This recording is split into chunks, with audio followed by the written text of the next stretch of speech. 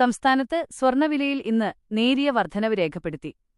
പവന് 240 രൂപ വർദ്ധിച്ചതോടെ വിപണിയിലൊരു പവൻ സ്വർണ്ണത്തിന് 1,10,680 1,10,680 രൂപയായി. ഒരു ഗ്രാം സ്വർണ്ണത്തിന് 13,835 13,835 രൂപയാണ് ഇന്നത്തെ നിരക്ക്. ഇന്ധന വിപണി പരിശോധിക്കുമ്പോൾ പെട്രോൾ ഡീസൽ വിലയിൽ കാര്യമായ മാറ്റങ്ങളില്ല. ലിറ്ററിന് 107 രൂപ 33 പൈസ എന്ന നിരക്കിലാണ് പെട്രോൾ വ്യാപാരം നടക്കുന്നത്. ഡീസലിന് ലിറ്ററിന് 96 രൂപ 43 പൈസയുമാണ് ഇന്നത്തെ ഏകദേശ വില.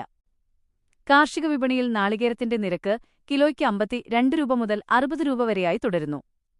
വെളിച്ചെണ്ണ വിപണിയിൽ ഗുണനിലവാരമനുസരിച്ച് ലിറ്ററിന് 270 രൂപ മുതൽ 340 രൂപ വരെയാണ് വിവിധ കേന്ദ്രങ്ങളിലെ വില. സുഗന്ധവ്യഞ്ജന വിപണിയിൽ കുരുമുളകിന് മികച്ച ഡിമാൻഡ് തുടരുകയാണ്.